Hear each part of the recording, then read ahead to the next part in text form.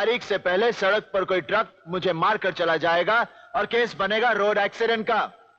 आप फिर से तारीख दे देंगे और उस तारीख से पहले दामिनी को पागल बनाकर पागल खाने में फेंक दिया जाएगा। और इस तरह ना तो कोई सच्चाई के लिए लड़ने वाला रहेगा, ना ही इंसाफ मांगने वाला। रह जाएगी तो सिर्फ तारीख। और यही होता रहा है मिलॉर्ड, तारीख पर तारीख, तारीख पर तारीख, तारीख पर तारीख, तारीख पर तारीख मिलती रही है। एक बार कभी कोई ऐसा केस आता है जब इस कुर्सी पे बैठने का अफसोस नहीं होता है। ये मतलब 3 करोड़ से ज्यादा केसेस पेंडिंग है इस देश के अंदर, और कुल मिलाकर जज कितने? 21,000। यानी देखा जाए तो 1 लाख लोगों पर एक जज। डेट पे डेट पड़ती रहती है, लोग आते रहते हैं, हताश होकर घर जाते रहते हैं। નમસ્કાર, હું છું સુજલ દવે. આપ જોઈ રહ્યા છો ઇન્ડિયા ન્યૂઝનો ખાસ કાર્યક્રમ. પોઈન્ટ બ્લેન્ક જ છેલ્લા 25 વર્ષથી સન્ની દેઓલ અદાલતમાં ઊભો રહીને જજ સામે તારીખ પે તારીખ બૂમો પાડી રહ્યો છે. અને 2 વર્ષથી તેની આ ફરિયાદમાં અભિનેતા સૌરભ શુક્લા પણ જોડાયા છે. તેમ છતાં દેશની સરકારના પેટનું પાણી હાલતું નથી. આખા દેશની નહીં, માત્ર ગુજરાતની વાત કરું તો ગુજરાતમાં 800 કોર્ટ આવેલી છે અને 800 કોર્ટમાં માત્ર 315 સરકારી વકીલ ફરજ બજાવે છે. આ 315 વકીલ માત્ર એક જ કોર્ટમાં હાજરી આપી શકતા હોવાથી બાકીની કોર્ટો સરકારી વકીલ વિનાની ધમધમી રહી છે, જેની સીધી અસર પક્ષકારોને ફરિયાદીને થઈ રહી છે. અને આ જ કારણસર 25 વર્ષથી સન્ની દેઓલ બૂમો પાડે છે, તારીખ પે તારીખ.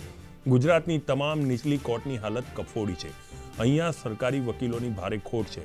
રાજ્યનો વલસાડ જિલ્લો એકમાત્ર એવો જિલ્લો છે કે જેમાં 18 જ્યુડિશિયલી કોર્ટ છે અને ત્યાં માત્ર 4 જ સરકારી વકીલ છે. 14 કોર્ટ સરકારી વકીલની અછતના કારણે ન્યાય નથી કરી શકતી. એવું નથી કે સરકારે સરકારી વકીલોની ભરતી માટે કાંઈ નથી કર્યું. વાત ન્યાય પ્રણાલિકાની હોય એટલે તો આ સેગમેન્ટમાં તો સરકાર બરાબર કામ કરી જ રહી છે. અહીંયા હકીકતમાં વિકાસ થયો છે. હું કહું છું યાર, અહીંયા વિકાસ થયો છે. 2014માં સરકારી વકીલોની ખાલી જગ્યા ભરવા માટે પરીક્ષા લેવાઈ. એમાંથી 543 વકીલોની પસંદગી કરવામાં આવી. આ 543 વકીલમાંથી 374 વકીલનું સરકારે વેરિફિકેશન પૂર્ણ કરી નાખ્યું. વેરિફિકેશન પૂર્ણ થઈ ગયું ત્યારબાદ આ તમામે તમામ સરકારી વકીલોને રાજ્યની જુદી જુદી કોર્ટમાં મોકલી દેવાના હતા. પણ સરકારે વિકાસ માટે બીજું મેદાન પસંદ કરી નાખ્યું. આ દિન સુધી આ 374 વકીલોને નિમણૂક આપવામાં આવી નથી. હારી થાકીને આ વકીલોએ હાઈકોર્ટમાં રીટ દાખલ કરી. હાઈકોર્ટે આ ભરતી પ્રક્રિયાની યોગ્ય ગણાવી અને મેરિટ લિસ્ટના આધારે નવેમ્બર 2000માં આ તમામ વકીલોની નિમણૂકનો ઓર્ડર કરી નાખ્યો. તેમ છતાં પણ આ દિન સુધી આ 374 વકીલોને નિમણૂક નથી આપી શકાય. હવે આની આડઅસર શું થાય છે એ પણ જરા જોઈ લો. રાજ્યની લેબર કોર્ટમાં કેસોનો ઢગલો પડ્યો છે. અહીંયા સરકારી વકીલ ન હોવાને કારણે કેસોનું ભારણ વધી ગયું છે. હવે જો અહીંયા સરકારી વકીલ હોત તો કલેક્ટર કચેરી અને એસપી કચેરીના કેસોમાં પણ લો ઓફિસર તરીકે આ સરકારી વકીલોનો ઉપયોગ થઈ શકતો હતો. પણ સરકારી વકીલ ન હોવાને કારણે જૈસે થે. ગુજરાતના ન્યાયતંત્રની આ કરુણ દશા હોવા છતાં પણ પક્ષકારોને અન્યાય ન થાય એ માટે જે કોર્ટમાં સરકારી વકીલ નથી ત્યાં ખુદ જજ સાહેબ કેસને આગળ લઈ જવાનો પ્રયાસ કરી રહ્યા છે. જોકે ન્યાય પ્રક્રિયામાં સરકારી વકીલની જરૂરિયાત હોવાથી આ કેસ ન્યાય સુધી નથી પહોંચી શકતા. આ કરુણતા અમે સમજીએ છીએ. સરકાર સમજે તો સારું. આ રાજકારણીઓ જે સરકારી બાબુઓ ગમે તેટલી બૂમો પાડે કે દેશને અમે ચલાવી રહ્યા છે તો આ વાત ખોટી છે. આવા ભ્રામક પ્રચારમાંથી બહાર લાવવા માટે મારા જેવા એન્કર રોજ સાંજે પરિવાર છોડીને ટીવી પર તમને ટ્યુશન આપે છે. વાસ્તવિકતા એ છે કે દેશને જો કોઈ ચલાવે છે તો એ છે આપણી ન્યાયપાલિકા. હવે આ ન્યાયપાલિકાનું અપમાન ન થાય અને દેશની તમામ કોર્ટમાં સરકારી વકીલ કાર્યરત થઈ જાય એ માટે બાર કાઉન્સિલ અને સરકારે ત્વરિત પગલાં ભરવા જોઈએ. પણ કેમ આ પગલાં ભરાતા નથી અને કેમ સરકારી વકીલો વગર રાજ્યની કોર્ટો ધમધમી રહી છે, તેના પર આજની મારી વિશેષ ચર્ચા છે. ચર્ચામાં ભાગ લેવા માટે મારી સાથે સિનિયર ધારાશાસ્ત્રી બાબુ માંગુકે સ્ટુડિયોમાં હાજર છે. બાર કાઉન્સિલના ચેરપર્સન દીપેન દવે છે અને કાયદાવિદ ડૉક્ટર ડિમ્પલ રાવલ પણ મારી સાથે હાજર છે. સ્ટુડિયોમાં હાજર ત્રણેય મહાનુભાવોનું હું સ્વાગત કરું છું. બાબુભાઈ, સૌથી પહેલાં તો હું આપના પાસેથી જાણવા માંગીશ, વરિષ્ઠતાના આધારે પહેલો પ્રશ્ન તમને જ જઈ રહ્યો છે. સરકારી વકીલને નિમણૂક આપવાની આખી પ્રક્રિયા શું છે? એના રિક્રુટમેન્ટ રૂલ્સ છે. હાજી. અને રિક્રુટમેન્ટ રૂલ્સ પ્રમાણે એની જે ક્વોલિફિકેશન છે મિનિમમ 7 years એક્સપિરિયન્સ છે. જી. અને એ પ્રમાણે જીપીએસસીની એડવર્ટાઇઝમેન્ટ કાંક કરે, એની રિટર્ન ટેસ્ટ થાય. રિટર્ન ટેસ્ટ થયા પછી એની ઓરલ ટેસ્ટ એને એમાંનું લિસ્ટિંગ થાય. એટલે એ આખી જે જટિલ પ્રક્રિયા છે પણ એમાં એટલી જટિલ નથી કે એમાં વર્ષોના વર્ષો નીકળે. જટિલ પ્રક્રિયા એટલે 2-3 મહિનાની પ્રોસિજર છે. પણ આપણી જીપીએસસી બહુ મંથર ગતિએ કામ કરે છે. એટલે એક એડવર્ટાઇઝમેન્ટ કરી હોય 2015માં તો એની રિક્રુટમેન્ટ 2022માં કરે છે. અત્યાર સુધીનો જીપીએસસીનો ઇતિહાસ એવો છે કે 3-4 વર્ષના ડિલે પહેલા કોઈ દિવસ કોઈ અપોઇન્ટમેન્ટ જીપીએસસી કરતી નથી. અને જીપીએસસીમાં એવું છે કે કોન્સ્ટિટ્યુશનલ બોડી છે પણ એની નિમણૂક કરવા માટેના કોઈ કોન્સ્ટિટ્યુશનમાં પ્રોવિઝન નથી. એટલે અત્યાર સુધીમાં જેટલા પણ જીપીએસસીના ચેરમેન 1995 પછીના જે આવ્યા છે એ ફક્ત કોઈ એક વિચારસરણીને વરેલા આવેલા છે. અને એના કારણે એમનું કોઈ એડમિનિસ્ટ્રેટિવ બેકગ્રાઉન્ડ ન હોય અને પોલિટિકલ અથવા તો સોશિયલ બેકગ્રાઉન્ડને કારણે એમની અપોઇન્ટમેન્ટ થતી હોય એટલે એમને જે સ્પીડથી કામ લેવું હોય સંસ્થા પાસેથી પોતે તો સુપરવિઝન કરતા હોય છે પણ જે સ્પીડથી કામ લેવાનું હોય એ લઈ શકાતું નથી. અને એના કારણે અત્યારે એક સરકારી વકીલોની કચેરી ઓફિસોમાં જગ્યા ખાલી છે એવું નથી. તલાટીમાં ઓછામાં ઓછી લગભગ 65% જગ્યાઓ ખાલી છે. પોલીસ ફોર્સ લગભગ 40%થી એટલે 60%થી 55-60%ની સ્ટ્રેન્થથી પોલીસ ફોર્સ કામ કરી રહ્યો છે. હાઈકોર્ટનો સચિવાલય છે એમાં 2022માં લગભગ આખી સચિવાલય ખાલી થઈ જશે અને નવી રિક્રુટમેન્ટ નહીં થાય તો સચિવાલયમાં 10%થી 15% માણસો બચશે. એટલે આ સ્થિતિમાં આપણે વાઇબ્રન્ટ ગુજરાત કરીએ છીએ પણ વાઇબ્રન્ટ સરકારી અધિકારીઓ નથી થતા.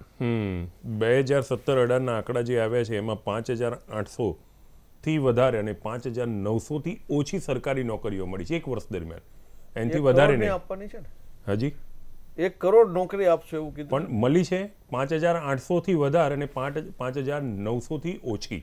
આ સરકારી આંકડા હું કહી રહ્યો છું. તો આ વસ્તુ થોડીક અસ્થાને છે પણ કહું એક કોઈ નામ નથી આપતો મારે કોઈનું પર્સનલ નથી કરવું પણ એક કોઈ કલાકાર કોઈને મળવા ગયા અને એને બહુ સારી એની પ્રશસ્તિ કરી એટલે કીધું કે તમને 5,000 રૂપિયા આપું છું પછી કીધું 50,000 આપું છું પછી કે 100 વીઘા જમીન આપું છું પછી હીરા મોતી એટલે જેમ જેમ પ્રશસ્તિ વધતી ગઈ એમ એમના ઇનામની સંખ્યા વધી ગઈ.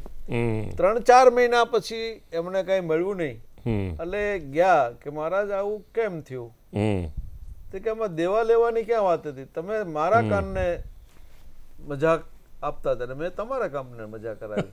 આ તો એક કાનને ખુશ કરવાની વાત હતી આમાં લેવા દેવાની વાત ક્યાં આવી. વાત સાચી છે. એટલે આ બધા લોકોના કાન ખુશ કરવાની વાત છે કે 1 કરોડ નોકરી આપશું પણ નોકરી ક્યાં આપે તો પગાર ક્યાંથી આપશો. હવે આ ભરતી નથી થઈ રહી એ વાત આપે કીધી તો આ ભરતી કેટલાક કામો છે ને સોવરિન ફંક્શન હોય. જી સરકારી વકીલોની નિમણૂક છે એ ન્યાય આપવો એ કોઈ પણ સિસ્ટમ છે. દુનિયામાં રાજાશાહી સમ્રાટ ડિક્ટેટરશિપ લોકશાહી ઓટોક્રેસી જેટલી રૂલિંગ સિસ્ટમ છે એનું જે પ્રાથમિક રાજ કરવાનું જે જવાબદારી હોય એને સોવરિન ફંક્શન કહેવાય. અને ક્રિમિનલ એડમિનિસ્ટ્રેશન ઓફ જસ્ટિસ એ સ્ટેટનું સોવરિન ફંક્શન છે. એટલે એમાં મારી પાસે પૈસા નથી અથવા તો હું આમાં કરકસર કરવા માંગુ છું અથવા હું કંઈક બીજે રોકાયો છું આવા કોઈ બાનાબાજી ચાલે નહીં. કારણ કે તમે 810 જજો તમારે ત્યાં કામ કરે છે અને એમાં 250 સરકારી વકીલ હોય તો 650 જજો શું કરવાનું. It's a criminal wastage of public money. આ ગુનાહિત સરકારી તિજોરીનું નુકસાન છે.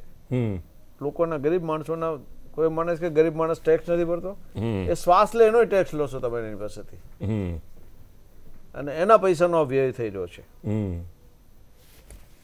હવે આપે કીધું કે સરકારી ભરતી થઈ નથી રહી તો આ ભરતી ઝડપથી થઈ શકે એના માટે શું પ્રયાસ બાર કાઉન્સિલે કરવા જોઈએ અને સરકારે કરવા જોઈએ. હું તમારી પ્રતિક્રિયા લઈશ દવેજી.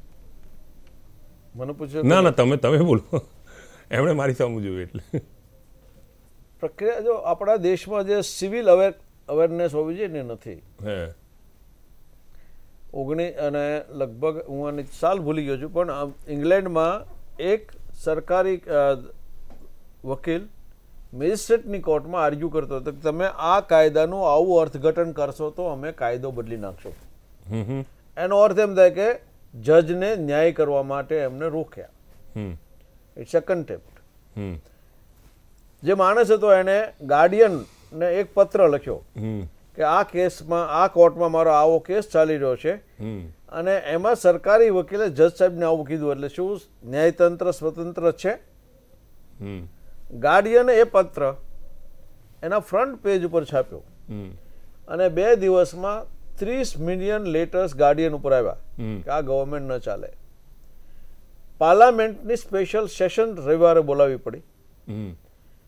એટર્ની જનરલને ત્યાં સમન કર્યા અને પ્રાઇમ મિનિસ્ટર ઓફ ઇંગ્લેન્ડે માફી માગી દેશની કે અમે કોઈ આવા સરકારી વકીલને આવી કોઈ સૂચના આપી નથી.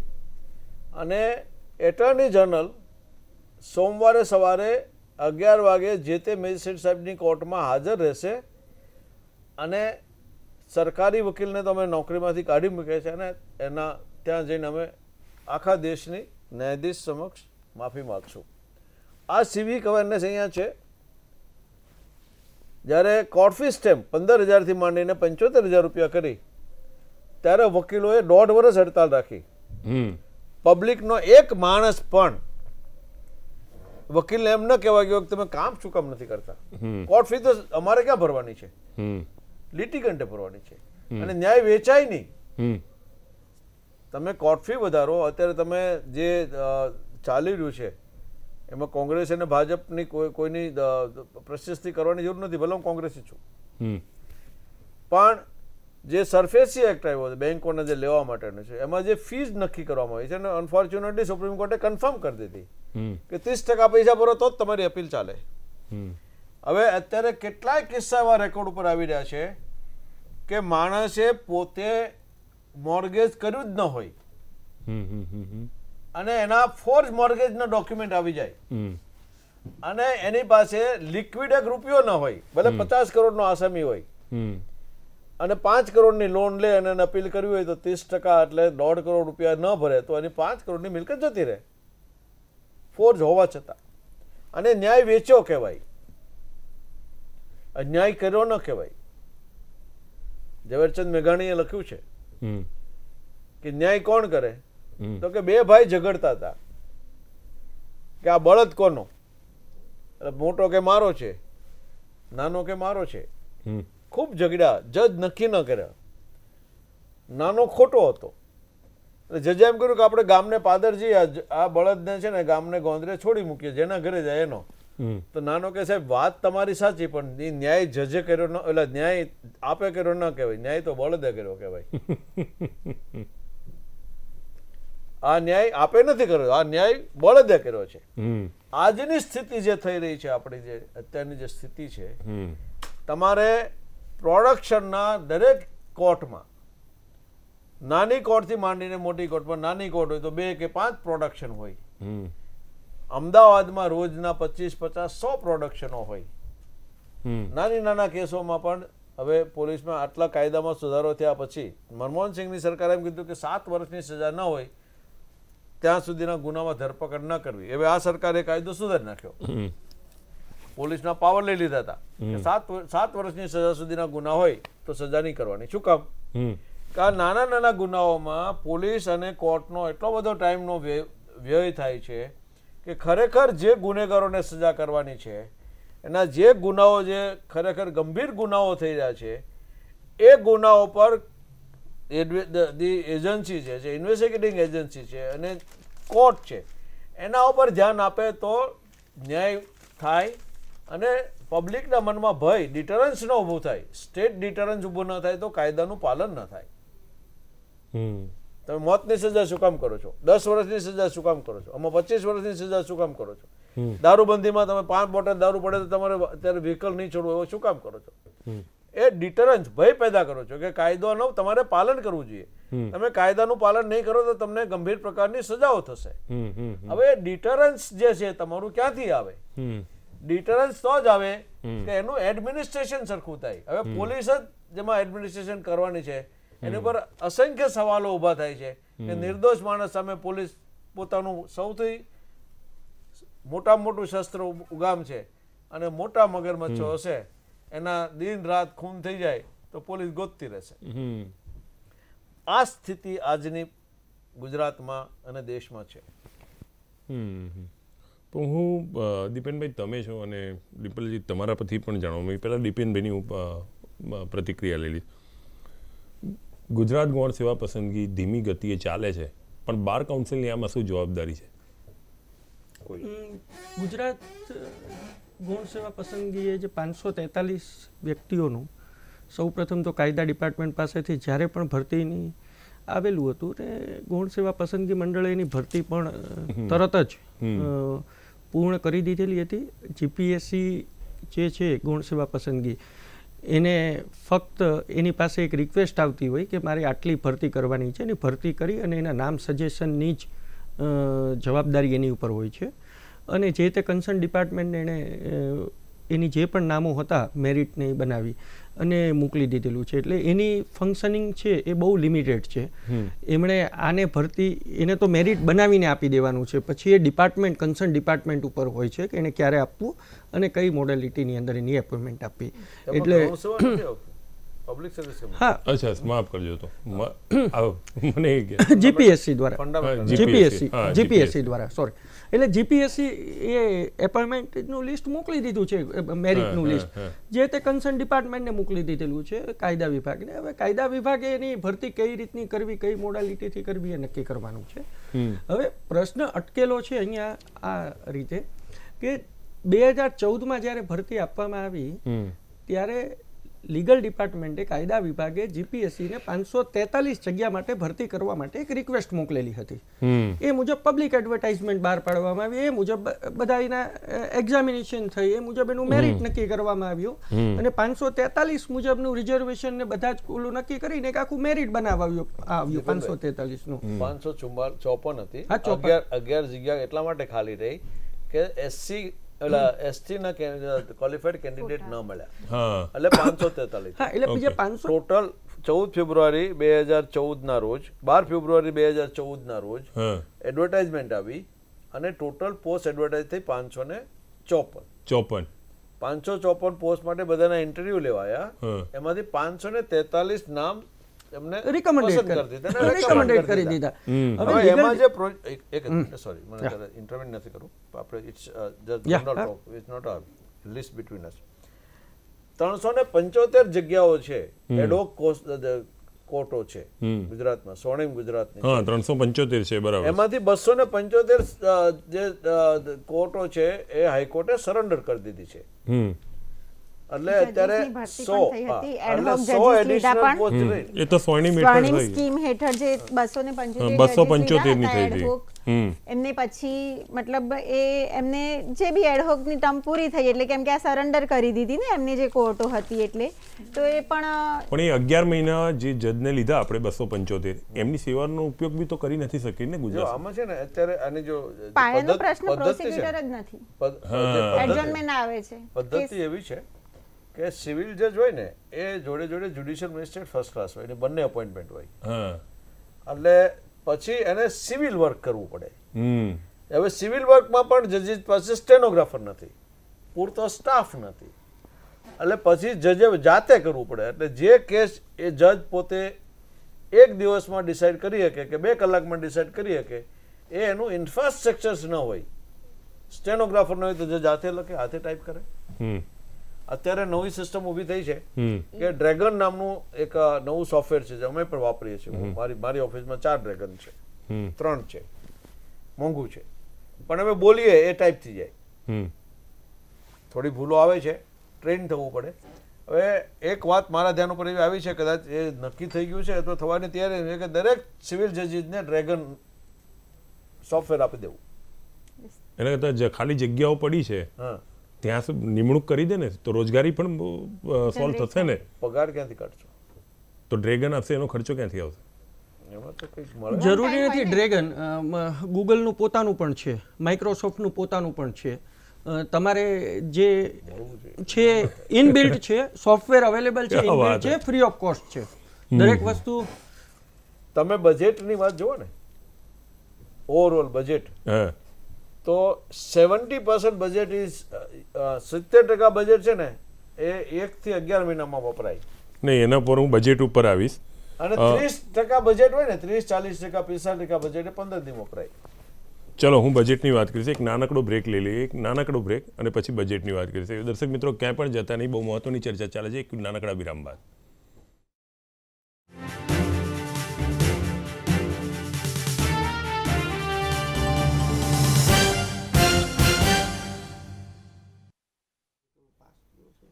આપ જોઈ રહ્યા છો પોઈન્ટ બ્લેન્ક. વાત ચાલી રહી છે સરકારી વકીલોની ભરતી ઉપર. ડિમ્પલજી, હું તમારા પાસેથી જાણવા માંગીશ, સૌથી એક વસ્તુ ધ્યાન પર આવી છે કે અલ્ટરનેટ ડિસ્પ્યુટ રિઝોલ્યુશન જે હોય છે, હા અલ્ટરનેટ, હા મને આ થોડું કાયદાકીય બાબતમાં થોડુંક ઓછું જ્ઞાન છે, પણ હા એનાથી પણ ઘણા કેસો નીકળી શકે છે અત્યારે આપણા. એ બી મોટું અભંગ છે. હા, પણ સર બીજા દેશોની અંદર આ ઇફેક્ટિવ છે, ભારતમાં કેમ નથી?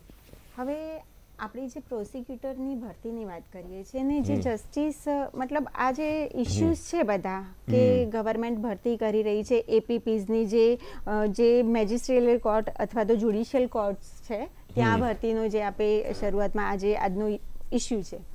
હવે ક્યાંક ને ક્યાંક આ બધી જ પ્રક્રિયામાં આજની વાત નથી, જ્યારથી પણ દેશ આઝાદ થયો ને આપણી જે ક્રિમિનલ જસ્ટિસ સિસ્ટમની આપણે જે વાત કરીએ છીએ એના બેઝિક 3 ઓર્ગન્સ છે, પોલીસ, પ્રોસિક્યુશન અને પ્રિઝન. ત્રણેય વચ્ચે કોઓર્ડિનેશન પહેલા તો થવું જરૂરી છે, બરાબર? જો ઇન્વેસ્ટિગેશન બરાબર થશે, પછી જો પ્રોસિક્યુશન બરાબર થશે તો એનું કન્વિક્શન થશે. પહેલી વાત તો એ. હવે ક્યાંક ને ક્યાંક આ કોઓર્ડિનેશનનો અભાવ છે. પોલીસ પાસે પણ 60 થી 90 દિવસનો સમય હોય છે ચાર્જશીટ ફ્રેમ કરવા માટે. કોગ્નિઝેબલ કેસ છે તો 90 ડેઝ, બરાબર? સીઆરપીસી પણ ખૂબ મતલબ પેચીદો કાયદો છે, પણ હા દરેકનો સંપૂર્ણપણે ત્યાં જવાબ તો આપણને મળી જ જાય છે. હવે ઓલ્ટરનેટિવ ડિસ્પ્યુટ રિઝોલ્યુશનની આપણે જ્યારે વાત કરીએ છીએ, આપણી પાસે એક્ટ હતો આર્બિટ્રેશન એક્ટ 1940નો, પછી આર્બિટ્રેશન એન્ડ કન્સિલિએશન એક્ટ આવ્યો 1996માં, અને જે ઇન્ટિગ્રલ પાર્ટ હવે બનાવી દીધો છે ક્રિમિનલ જસ્ટિસ સિસ્ટમ, અને 1 જુલાઈ 2002માં એને સીઆરપીસીમાં પણ આપણે મૂકી દીધો 899માં. ઓલ્ટરનેટિવ ડિસ્પ્યુટ રિઝોલ્યુશનનું જે મિકેનિઝમ છે કે જે મિકેનિઝમ પ્રમાણે જે રીતના કેસીસ છે મૂકવામાં આવે છે, અમુક પીટી ઓફેન્સીસ છે, સમરી કેસીસ છે, એવી રીતના કે જેમાં પનિશમેન્ટનું જે લેવલ છે હાયર નથી, એની સાથે પ્લી બાર્ગેનિંગ પણ આપણે 265 સીઆરપીસીમાં મૂકવામાં આવેલું છે, A to Z સુધી આપેલું છે. આ બધી એક ઓપ્શન્સ છે, કેમ કે અત્યારે આપણે જોઈએ તો જે બેકલોગ છે, પેન્ડન્સી જે છે કોર્ટમાં કે કંઈક 3 કરોડની આસપાસ થઈ રહ્યો છે, બરાબર? જે ડેટાસ છે અવેલેબલ એ પ્રમાણે. તો ક્યાંક આ સિસ્ટમ પ્રોપર વર્ક કરે જો આપણા દેશમાં પણ, કેમ કે આ ક્લિનિકલ લીગલ એજ્યુકેશનનો જે રીતે યુરોપ કન્ટ્રીઝ, UK, US થી વેવ્સ આવે એવી રીતે આ પણ એક ઓલ્ટરનેટિવ મિકેનિઝમ પૂરું પાડે છે. એટલે ક્યાંક ને ક્યાંક આ મિકેનિઝમ એટલા માટે છે કે ન્યાયમાં વિલંબ ના થાય. જે બંધારણમાં અનુચ્છેદ 21 પ્રમાણે કીધું છે કે લાઈફ એન્ડ લિબર્ટીની વાત કરી છે, પણ not merely animal existence to live with ડિગ્નિટીની વાત કરેલી છે. એટલે ક્યાંક ને ક્યાંક ફેર ટ્રાયલ અને સ્પીડી ટ્રાયલ પણ એની સાથે સંકળાયેલા છે. હવે કોર્ટોની પાસે કેસનું એટલું બધું ભારણ છે કે સ્પીડી ટ્રાયલ શક્ય નથી બનતો, પણ આ જો મિકેનિઝમ સાથે ઇફેક્ટિવલી જો આપણે ઇમ્પ્લિમેન્ટ થાય તો કદાચ જે બેકલોગ છે, જે પેન્ડન્સી છે, રેશિયો જે છે એને સાથે આપણે નિપટી શકીએ.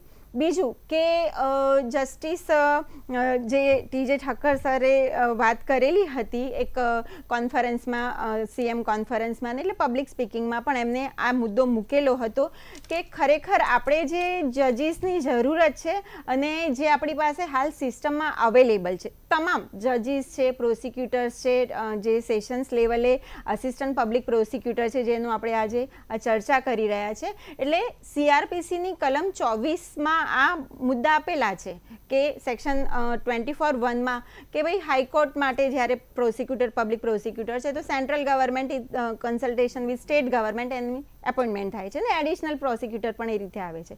જ્યાં સુધી આસિસ્ટન્ટ પબ્લિક પ્રોસિક્યુટર જે છે એ પણ 24માં જ વાત કરેલી છે, પણ એની માટે એડવર્ટાઇઝમેન્ટ કરવાની હોય છે અને પછી આ જે પ્રોસિજર છે જીપીએસસીની એ પ્રમાણે થાય છે. પણ જો અલ્ટરનેટિવ ડિસ્પ્યુટ રિઝોલ્યુશનનું માળખું પ્રોપર બનાવવામાં વ્યવસ્થિત ઇમ્પ્લિમેન્ટ થઈ શકે અને લોક અદાલતોનો પણ કોન્સેપ્ટ છે અને we are very much fortunate કે એની શરૂઆત પણ ગુજરાતથી જ થઈ હતી. જુનાગઢ મુકામે જસ્ટિસ ભગવતીએ જે લીગલ સર્વિસ ઓથોરિટી એક્ટ છે 1987નો એના અંતર્ગત ને પણ વખતો વખત લોક અદાલત જે ઓર્ગેનાઇઝ કરવામાં આવી રહ્યા છે ને એ સારું કામ કરી રહ્યા છે કે જે મેટ્રોમોનિયલ ઇશ્યુઝ છે અથવા તો નાના કેસીસ છે એમાં પહેલેથી એને મૂકવામાં આવે છે ને જે બંને પાર્ટીઝ છે એને ન્યાય આપવામાં આવે છે, મળી રહે છે. એટલે આવી જ રીતનું આ પણ એક માળખું છે ઓલ્ટરનેટિવ ડિસ્પ્યુટ રિઝોલ્યુશનનું, એડીઆર મિકેનિઝમ આપણે એને કહીએ છીએ. અને જો એ પણ ઇફેક્ટિવલી કામ કરે તો કદાચ જે સિસ્ટમ છે વધારે સારી રીતે વર્ક કરે. બીજું કે ગુજરાત માટે ગર્વ લેવાની વાત એ પણ છે કે આપણી પાસે શાહીબાગ ખાતે free legal add service centre છે જે 24 અવર્સ કામ કરી રહ્યું છે, બરાબર. પણ ફ્રી લીગલ સર્વિસ જે છે એડ જે છે આર્ટિકલ 39A આપણે આપી જ દીધેલું છે ફંડામેન્ટલ રાઇટ્સ પછી જે મતલબ કે directive principal of state policy જે છે ચેપ્ટર 4માં.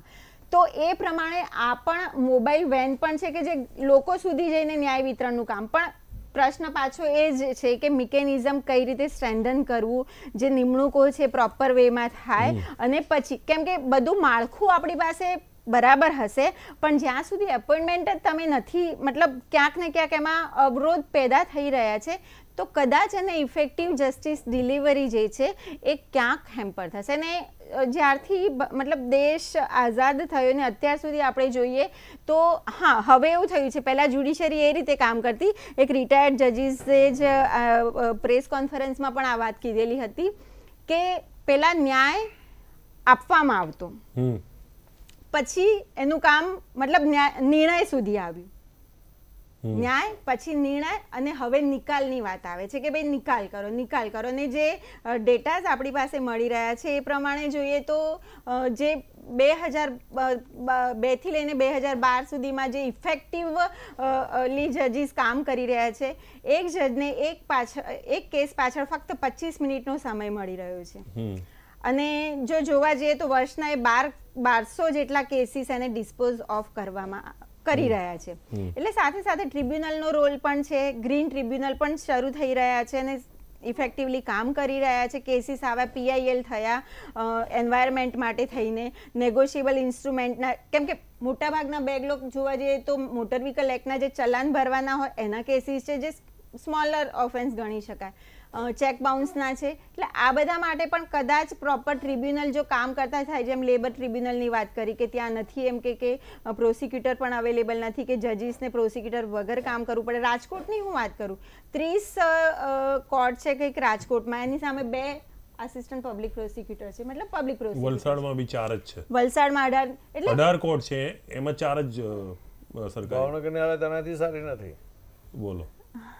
ભાવનગરમાં દરેક તાલુકામાં અત્યારે મેજિસ્ટ્રેટની કોર્ટ છે અને અઠવાડિયામાં એક વખત સરકારી વકીલ એ જે તે કોર્ટમાં આવે.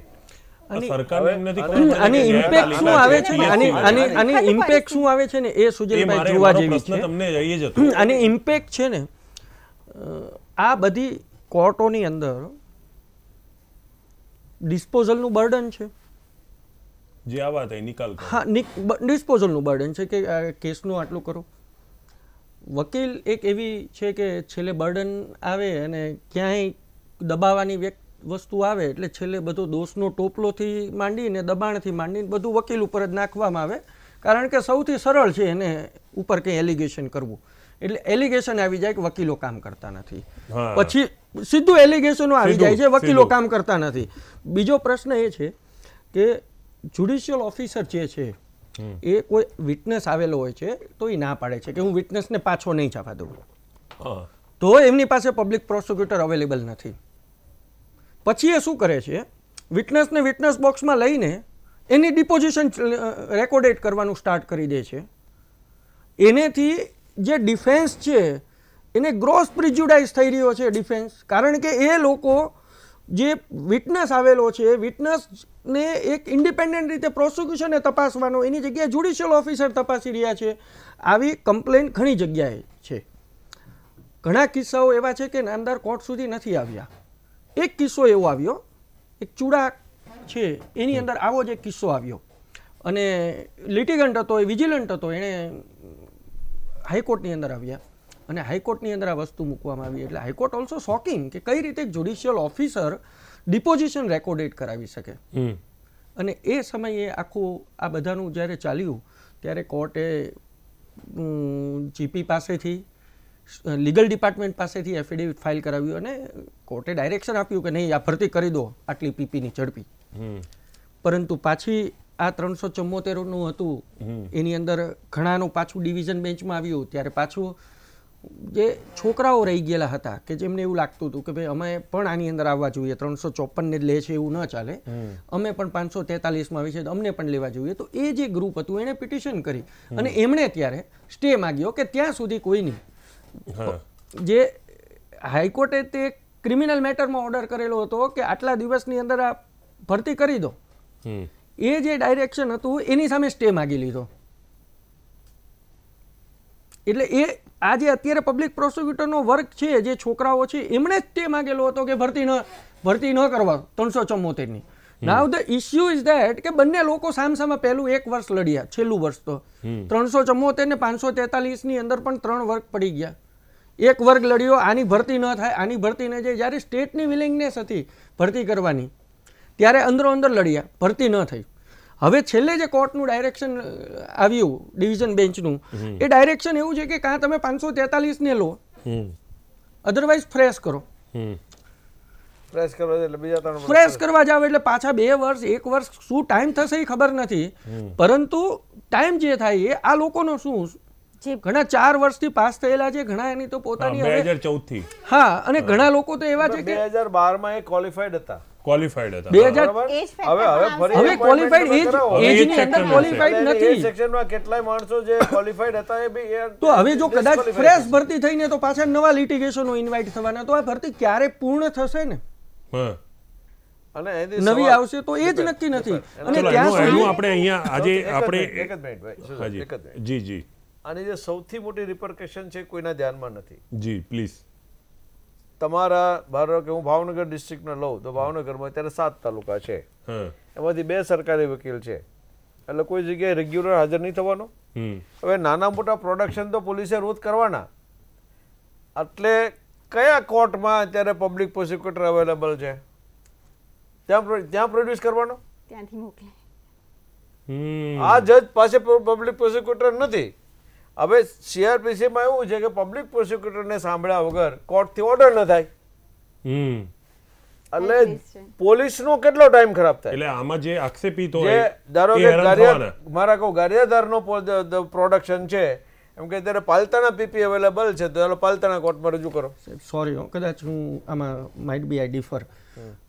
સીઆરપીસીની અંદર તપાસ અધિકારીને સાંભળવાનો, અને ઓલવેઝ તપાસ અધિકારીને જ સંભળાય છે. પીપી અવેલેબલ છે નથી એ નથી જોવાતું, ઇરિસ્પેક્ટિવ. ના ના, ઇરિસ્પેક્ટિવ જે પણ કોર્ટ અવેલેબલ છે એ કોર્ટની જગ્યાએ જ પ્રોડક્શન થાય છે. પીપીને કદાચ તમારે જો બેલ એપ્લિકેશન ફાઇલ કરવાની હોય તો બેલ એપ્લિકેશનમાં એનું સીન કરાવીએ છીએ, otherwise remand remand always the investigation ઓફિસરને સાંભળવાનું હોય, નહીં પબ્લિક પ્રોસિક્યુટરને. જામીન અરજી હોય ધેન ધ સરકારી વકીલ, અધરવાઇઝ ધ રિમાન્ડ ઇઝ. સરકારી વકીલોની ગેરહાજરીને કારણે કેટલાય એડમિનિસ્ટ્રેશન પ્રોબ્લેમ ઊભા થાય છે, પ્રોડક્શનના, જામીન અરજીના, રિમાન્ડના, જે લોકોના ધ્યાન ઉપર નથી આવતા. સબઓર્ડિનેટ કોર્ટની જ વાત કરીએ તો 1.32 કરોડ કેસીસ પેન્ડિંગ છે સબઓર્ડિનેટ કોર્ટમાં, અને દર વર્ષે નવા ઉમેરાતા જાય છે.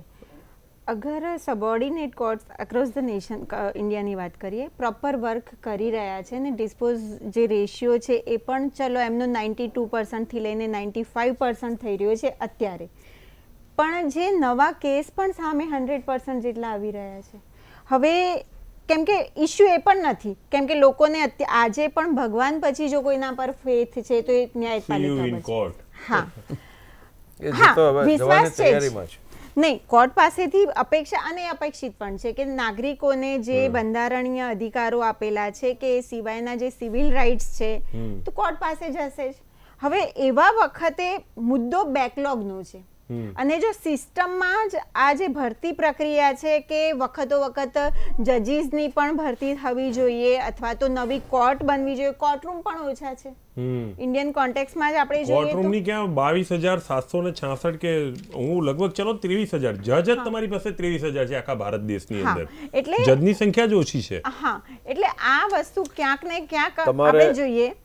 2016 નો સર્વે છે કે 2016 માંથી પછી કોઈ પણ એક નવો કેસ ન લે કોર્ટ તો બેકલોગ પૂરા કરવા માટે કોર્ટોને 35 વર્ષ થાય. 2016 થી 2016 પછીના કેસના 2017-18 ના એમાં કદાચ આના માટે છે ને આપણે એવું કહી શકીએ કે જે શરૂઆતના 50 વર્ષ આ દેશમાં જેને રાજ કર્યું છે ને તે સિસ્ટમ ફેલ થયેલી છે કારણ કે આ બેકલોગ ત્યારથી જ વધેલો છે. આ સિસ્ટમ પહેલા 50 વર્ષની અંદર ફેલ ગયેલી છે. હવે આમ જોવા જઈએ તો કાયદાની અંદર પણ મેક્સિમમ જે કાયદાઓ બધા જે આપણા બનેલા છે એની અંદર જેમ હમણાં સાહેબે કીધું કે 7 years સુધી એના જે છે એની અંદર પોલીસ સ્ટેશનમાંથી બેલ આપી દેવાના એવું કોઈ ગવર્મેન્ટનું હતું પણ એ ગવર્મેન્ટનું નહોતું. કદાચ એક સુપ્રીમ કોર્ટનું એક જજમેન્ટ અર્નેસ્ટ કુમારનું એમેન્ડ કર્યો ભાઈ. CRPC ના એમેન્ડમેન્ટમાં 7 વર્ષનું સાહેબ ક્યાંય 55 ની અંદર એમેન્ડમેન્ટમાં નથી 7 વર્ષનું ક્યાંય નથી. પરંતુ જે પણ છે આખું એમેન્ડમેન્ટ સાહેબ કોગ્નિઝેબલ જે છે બેલેબલ ને નોન બેલેબલ એ હજી એ જ છે પાર્ટ એની અંદર ક્યાંય ચેન્જ નથી આવ્યો. પરંતુ આ જે પોલીસ ડિલીટેડ ધેટ એમેન્ડમેન્ટ. હા પણ અને જો કદાચ એ ડિલીટ કર્યું હોય આવ્યું હોય કોઈ ગવર્મેન્ટે આપ્યું હોય તો પણ એ કદાચ એવું કહીએ સરકારમાં લઈ આવ્યા હતા પણ સાહેબ તો એ આજે સાહેબ આજે કદાચ કમિશન ઓફ ઇન્ડિયાના રિપોર્ટ ઉપર આખો CRPC એમેન્ડ થયો અને કીધું કે no arrest for the 7 years and the police has no power to arrest. that was an amendment. Pre bargaining આવ્યું પહેલા પછી આ એમેન્ડમેન્ટ આવ્યું and that is deleted after the Jetli became the law minister. પણ મારા કદાચ આ મંજૂર જ ક્યારેય નહીં થયું હોય ડિલીટેડ નો પ્રશ્ન નથી મંજૂર પાવર આવી કે તારે જોઈએ આમાં છે. હું તો સાહેબ મને ખબર નથી હું કદાચ તો બહુ જૂનો ને નવો વકીલ છું એટલે મને ખબર નથી આવું કંઈ હોય એ. પરંતુ સાહેબ આ બધાની અંદર અત્યારે જે મહત્વની વાત છે એ ક્યાં છે કે છેલ્લા 10 થી 15 વર્ષની અંદર ગુજરાતનું જે લોનું બજેટ હતું એ ગ્રેજ્યુઅલી દર વર્ષે 10 થી 20% વધારો થઈ રહ્યો છે. વધારો થઈ રહ્યો છે બજેટનો. આખા દેશનું શું બજેટ બંનેમાં સેન્ટ્રલનું અને લોનું સેન્ટ્રલ અને સ્ટેટનું બજેટનો શોર્ટફોલ છે. હવે નહીં એક મિનિટ હા ચલો તમારી બજેટની વાત ત્યાંથી સાંભળો. એક મિનિટ બજેટ રહ્યું ને એ ઇન્ક્રીઝ થઈ રહ્યું છે દર વર્ષે લીગલ ડિપાર્ટમેન્ટનું. માંગો કે સાહેબ આખા દેશનું બજેટ કેટલું? હા જ્યુડિશિયરીનું 83 કરોડ છે અત્યારે. નહીં જોઈએ છે કેટલું ને છે કેટલું? ગુજરાતનું 1700 થી 1800 કરોડનું જ્યુડિશિયરીનું બજેટ છે જે આજથી 15 વર્ષ પહેલા 100 કરોડની અંદર હતું બજેટ. પરંતુ તકલીફ હવે એવી આવી રહી છે કે આ બજેટ છે એ maximum with the consultation of the high court આ બજેટનું ડિસ્ટ્રીબ્યુશન થાય છે.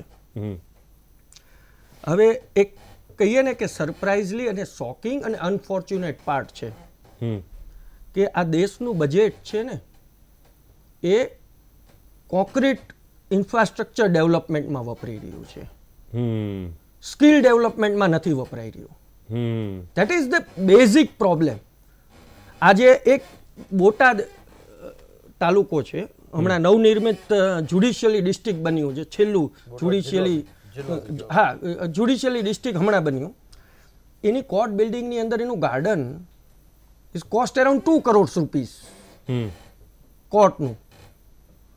એ 2 crore રૂપિયા ગાર્ડનની અંદર એ કોન્ક્રીટ ઇન્ફ્રાસ્ટ્રક્ચર ડેવલપમેન્ટ કરવાની જરૂરિયાત હતી કે ન્યાયની અંદર સ્કિલ ડેવલપમેન્ટ કરીને લોકોની પાછળ એ ન્યાય વધુ ઝડપી રીતે અને વધુ ડોરસ્ટોપ રીતે ન્યાય મળી શકે એના માટે બિલ્ડિંગ બનાવવામાં આવે છે.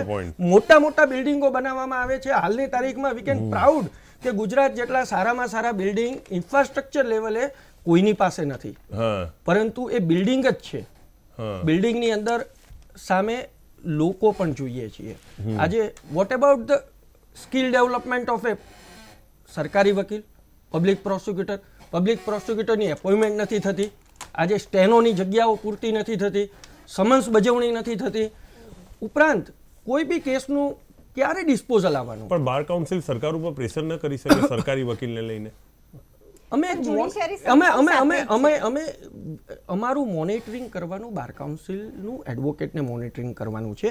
We are in liaisoning with the government. આ ઇશ્યુની અંદર જજ પાસે પાવર છે, જ્યુડિશિયલ મેજિસ્ટ્રેટ આ ભરતીની પ્રક્રિયા કરતા હોય છે, તો તમે એમનો એપ્રોચ કરી? આ જીપીએસસી પાસે, જીપીએસસી કરીને લીગલ ડિપાર્ટમેન્ટ પાસે છે. જીપીએસસી પાસે બીજો કાઉન્સિલનું કામ એ પણ છે ને કે પક્ષકાર છે, ફરિયાદી છે, એ હેરાન ના થાય. માંગુ કે સાહેબ ખરેખર અમે સાહેબ છે ને આના માટે અત્યાર સુધીમાં 3 થી 4 વાર લો મિનિસ્ટર સાથે મળેલા છીએ અને રજૂઆતો કરેલી છે, પરંતુ સરકારના બાબતે આ એમનો એક પોલિસી ડિસિઝન છે.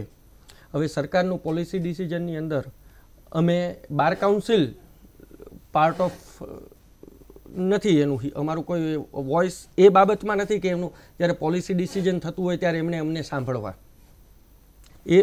અમે અમારી રજૂઆતો કરી શકીએ, અમે અમારી જે રજૂઆતો છે અત્યાર સુધીમાં કરેલી છે, પરંતુ હવે એ સરકારમાં કાયદા મંત્રી સાંભળતા નથી. હા, એમણે મૂકેલી છે. એમની અંદર જે પણ હશે, એમના જે પણ પ્રોબ્લેમો હશે, એ આપણે આજે આ સાઈડ બેઠેલા છીએ એટલે આપણે કહી શકીએ છીએ. એ સાઈડના આપણને ખબર નથી, પણ આનો મારા મતે તો સરળમાં સરળ રસ્તો એક જ રહે કે વકીલોએ પણ અસહકાર ચાલુ કરી દેવો જોઈએ. કાલે હલ્લાબોલનું કંઈક હલ્લાબોલ ને બધું કરવાથી કશું જ બેન નથી થવાનું. મારા મતે તો હલ્લાબોલ કરવાથી વકીલો રોડ ઉપર આવવાની જરૂરિયાત નથી. જે કોર્ટની અંદર સરકારી વકીલ નથી ત્યાં એ દિવસે કામ નહીં કરવાનું. હું અહીંયા દરેક વિષયની ડિબેટ કરતો છું. માંગુ કે સાહેબ આ પ્રજામાં અત્યારે ખેડૂતોનો પ્રશ્ન છે, બીજા પણ પેટ્રોલના પ્રશ્ન છે, મોંઘવારીના પ્રશ્નો છે, આ બધે અસંતોષ છે ને આ વકીલોનો અસંતોષ નવો બહાર આવી રહ્યો છે. આ ઉકળતો ચરુ ધીરે ધીમે થઈ રહ્યો છે અને ન્યાય પ્રણાલિકા ઉપર આ તરફ મારવાની વાત થઈ રહી છે. આ આળસુ સરકારને જગાડવા માટે અત્યારે આ ડિબેટનો અંતિમ તબક્કો જ ચાલી રહ્યો છે. આપણે ચર્ચાનો વિરામ આપવો પડશે. શું હું તમારા જેવા એક વિદ્વાન ધારાશાસ્ત્રી પાસેથી અપેક્ષા રાખું છું કે આનું સોલ્યુશન શું હોવું જોઈએ? Civic awareness. જ્યાં સુધી લોકોમાં સિવિક અવેરનેસ નહીં આવે, આમાં એક સામાન્ય પ્રવૃત્તિ એવી હોય છે કે સુજલને ત્યાં ખોટો દરોડો માર્યો કે પોલીસવાળાએ સુજલને લાફો માર્યો, એટલે ઋતુને એમ થયું કે સુજુલ એ લાગનો જ છે, બરોબર, મારે શું કામ તાળી પાડવું અને હું પોલીસવાળાને કહું કે બરાબર માર્યો છે, 1 ની 2 લાફામાં. જે મેં તમને દાખલો આપ્યો ને ગાર્ડિયન વાળો, કે 2 દિવસમાં 3 મિલિયન લેટર્સ આવી ગયા, એટલે 30 લાખ પત્રો આવ્યા 2 દિવસમાં. એના કારણે પાર્લામેન્ટની સેશન્સ બોલાવવી પડી અને દેશની માફી માંગવી પડી. આજે દેશમાં ધારો કે કેટલા કેસો એવા છે કે જે મીડિયામાં ટ્રાયલ થઈ ગયા અને અંતે લોકોને ધારો કે તલવાર, લાસ્ટ એક્ઝામ્પલ, કે તલવારના કેસમાં એવું કીધું કે એ was a honour killing, Hemraj અને દીકરી બંનેને વચ્ચેને અનૈતિક સંબંધો હતા એવું પોલીસ. આજ સીબીઆઈએ એને ક્લીન ચીટ આપી હતી અને લંડન મેજિસ્ટ્રેટે એમ કીધું કે ના ના આ તમારો રિપોર્ટ ખોટો છે, એટલે સીબીઆઈનું આખું યંત્ર બદલાઈ ગયું. એટલે કે અમારો અગાઉનો ઓપિનિયન ખોટો હતો અને જજે ટ્રાયલ જજે એને કન્વિક્ટ કરી દીધા. 4.5 વર્ષ પતિ પત્ની જેલમાં રહ્યા પછી હાઈકોર્ટ એમ કીધું કે આ તો બધું બોગસ ઉપજાવી કાઢેલી વાત છે. એટલે જ્યાં સુધી સિવિક અવેરનેસ ના આવે અને લોકોમાં એમ ન થાય કે મારા હક છે અને મારે જવું જોઈએ, કોર્ટો વકીલોની નથી, લિટિગન્ટની છે. પૂરું કરતા પહેલા તમને કહું કે મારા એક સિનિયરે દાખલો આપ્યો હતો, ઠાકોર સાહેબ કરીને અમારા સિટી સિવિલ જજ હતા, બહુ આખા બોલા હતા. એટલે બંને વકીલો દાવાની તારીખો નક્કી કરતા હતા.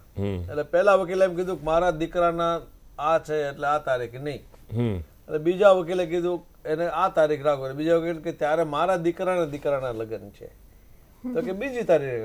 ત્રીજી વખતે તારીખ નક્કી કરવાની લિટિગેટ કે મારા દીકરાના લગ્ન, કે તારા દીકરાના લગ્ન ના હાલે, એ તારીખે તારે આવવાનું. એટલે આ જે પરિસ્થિતિમાંથી તમે જ્યાં સુધી વિચારસરણીમાંથી બહાર ના આવો ત્યાં સુધી આપણે ડિબેટો કરતા રહેશું. સાચી વાત છે. બાર કાઉન્સિલના ચેરપર્સન એ બેઠા છે અને એમણે બહુ સરસ મુદ્દો ઉઠાવેલો છે. એટલે હું હવે હું એમને તમને ચઢાવતો બી નથી ને તમને ઉશ્કેરતો બી નથી, પણ એક વિનંતીના સુરમાં હું તમને કહી રહ્યો છું કે બાબુભાઈ આપણે એમનો શું ઉપયોગ કરી અને સરકારને ઊંઘતી સરકારને જગાડીએ. આ પક્ષકારો માટેની વાત છે. બાર કાઉન્સિલનું અત્યારનું જે માળખું છે અને સરકારની વિચારસરણી છે એમાં બહુ મતભેદ નથી. એટલે આ બાર કાઉન્સિલ પાસેથી સરકાર સામે શિંગડા ભરાવીને કંઈ કરવાની અપેક્ષા રાખવી એ મારા માટે દીપેનભાઈ થોડાક એક્ટિવ છે એટલે કંઈક તો કરશે. આની અંદર સરળમાં સરળ રસ્તો જે કોર્ટની અંદર સરકારી વકીલ નથી એ કોર્ટમાં તમે સરકારી ત્યાં તમે તમારી સામે બીજા આક્ષેપો થશે કે તમારા વકીલોએ કામ જ નથી કરવા.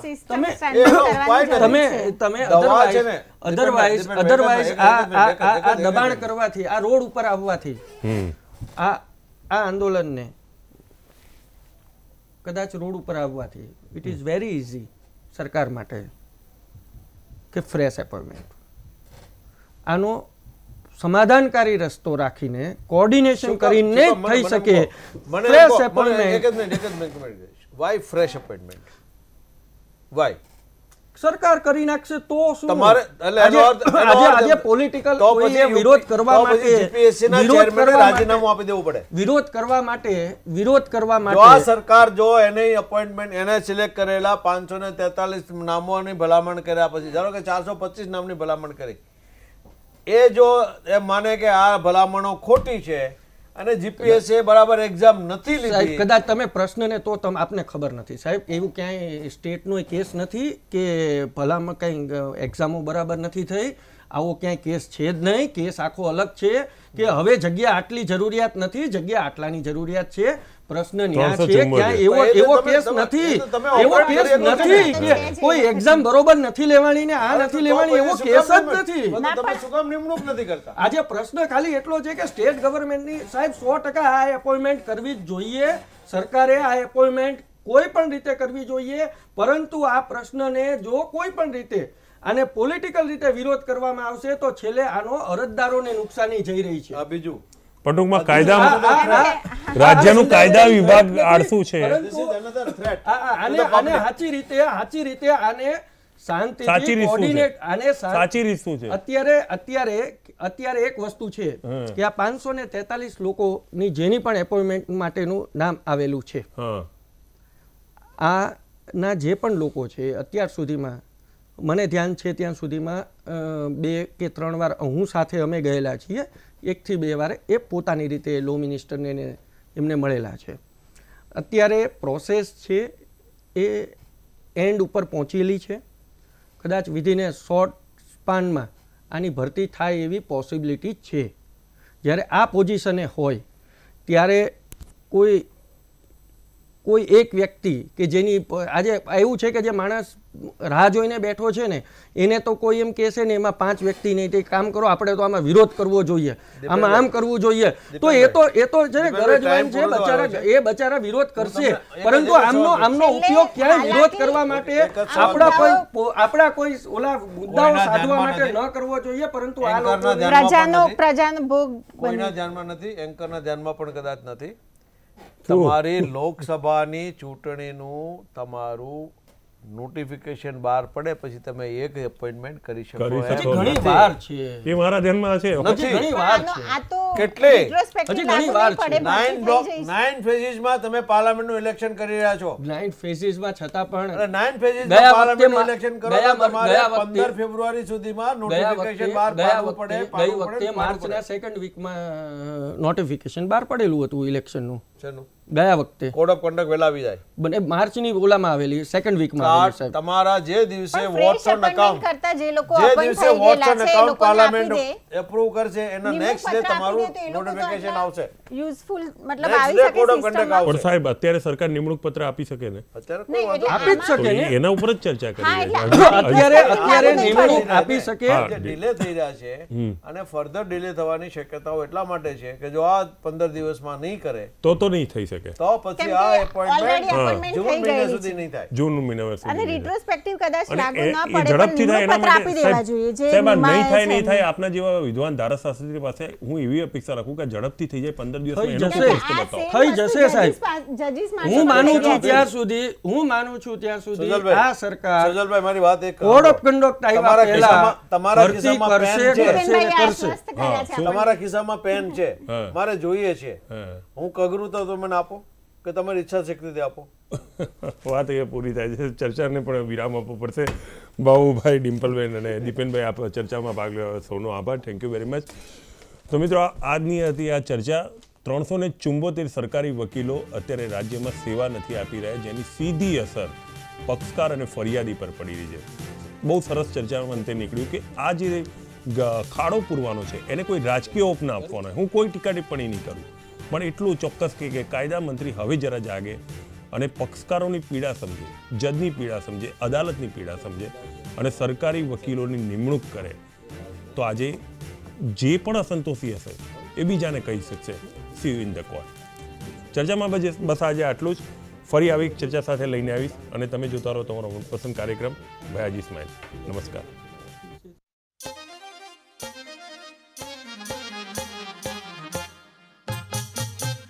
दिल के टुकड़े टुकड़े करके मुस्कुरा के चल दिए अखिलेश भैया दिल में तुम्हारे क्या छिपा है मेरे लिए दिल के टुकड़े टुकड़े करके मुस्कुरा के चल दिए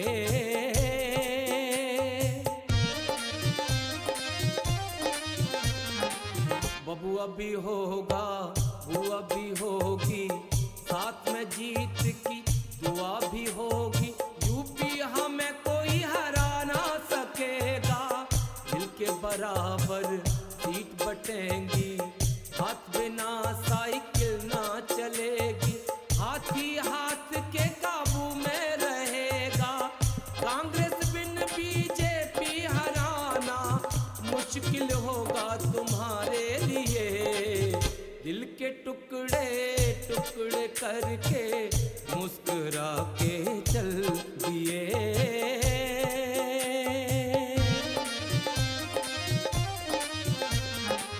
साथ दिया एमपी में सत्ता में आए हमें भुलाकर अपने मंत्री बनाए तुम पर भरोसा कोई कैसे करेगा बिना कांग्रेस बिना बीजेपी थर्ड फ्रंट की होगी बढ़िया सी पेशी छोटे दानों का रुतबा वहां पर